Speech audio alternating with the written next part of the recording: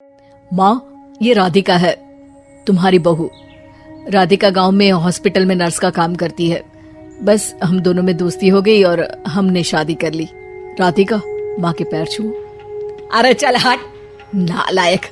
अरे मैंने क्या क्या सपने देखे थे कि तेरी शादी किसी अमीर घर में करूंगी और दहेज में लाखों रुपए लूंगी, और तू गांव की इस मामूली लड़की को मेरी बहू बनाकर ले आया। लेकिन बेटे की जिद के आगे सुनीता देवी मजबूर हो जाती है।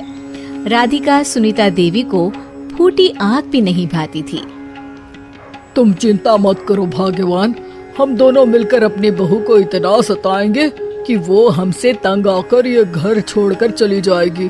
फिर हम अपने बेटे की शादी किसी बड़े सेठ की बेटी से कर देंगे, ठीक है? अगले दिन सुनीता देवी अपने बेटे का कमरा साफ कर रही होती है। तभी बहू के सामान में उसे एक बड़ी बड़ी मूंछों वाले आदमी की तस्वीर दिखाई देती है और उसके कंधे पर एक बड़ी सी बंदूक टंगी होती है। तस्वीर के नीचे लिखा होता है डाकू मंगल सिंह। ये किसकी तस्वीर है बहू? ये मेरे पिताजी की तस्वीर है। बस फिर क्या था, ये सुनते ही सुनीता देवी के हाथ पैर कांपने लगते हैं। वो भागती हुई सीधा अपने पति के कमरे में जाती है। अरे गजब हो गया जी, गजब। अरे क्या हो गया भाग्यवान?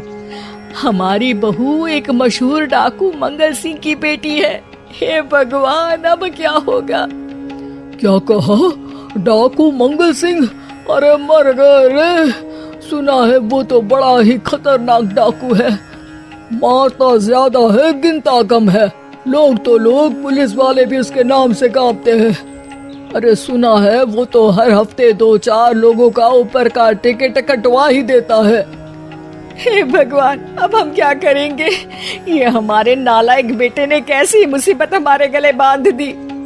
हाँ वो तो है, अगर हमने बहू को जरा भी तकलीफ दी तो उसका बाप मंगल सिंह हमें गोली से उड़ा देगा। अब जो मैं कहता हूँ उसे ध्यान से सुनो। तुम बहू से बिल्कुल घर के काम मत करवाना, और ध्यान रहे उसे किसी प्रकार की तकलीफ नहीं होनी चाहिए, समझ गई ना?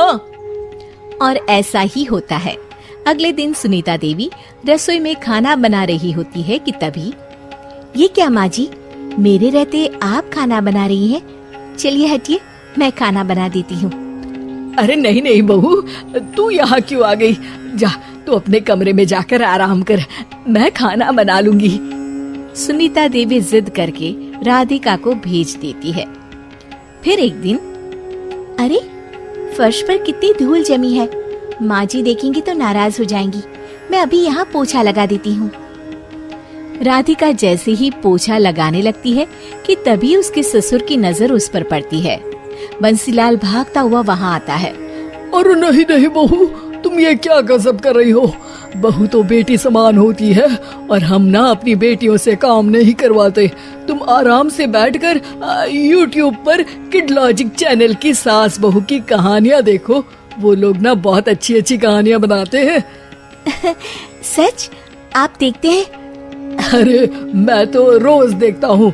शहर की बहू तो मेरी फेवरेट कहानी है। हाँ, ये कहकर बंसीलाल पोछा लगाने लगता है।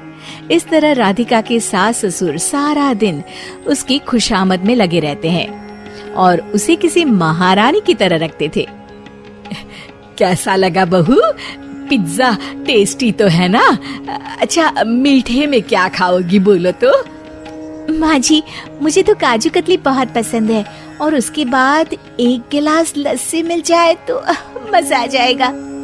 ये सुनते ही सुनीता देवी अपने पति को कोहनी मारते हुए कहती है, अरे सुना नहीं बहू क्या मांग रही है?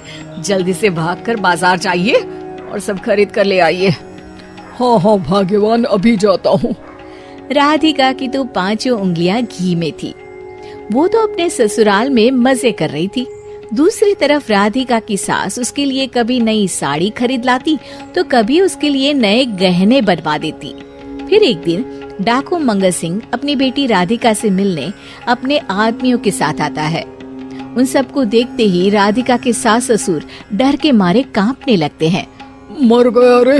डाकू मंगल सिंह तो सच में कितना डरावना दिखता है, ऊपर से इतनी बड़ी बंदूक लेकर घूमता है।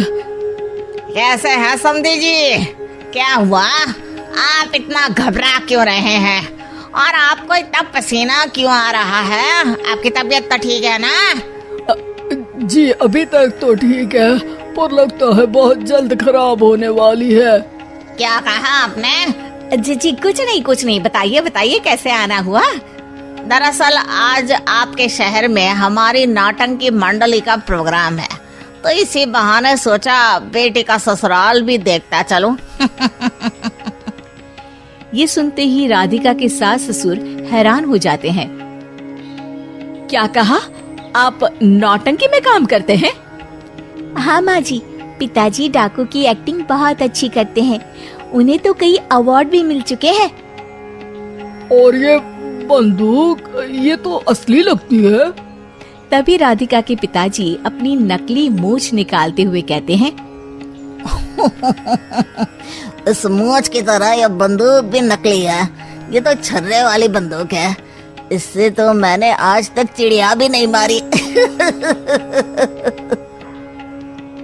और खोदा पहाड़ निकला चूहा, इसका बाप तो मामूली नौटंकी वाला निकला, और हम इससे डर कर बहू की नौकरों की तरह सेवा कर रहे थे। आपने सही कहा जी, इसके पीछे मेरे कितने पैसे खर्च हो गए, और काम कर कर के मेरी तो कमर टूट गई सो अलग। अरे बहू, तूने अपने पिताजी के बारे में हमें पहले क्यों नहीं बताया? राधिका मुस्कुराते हुए कहती है, आपने तो कभी पूछा ही नहीं ना माँ जी।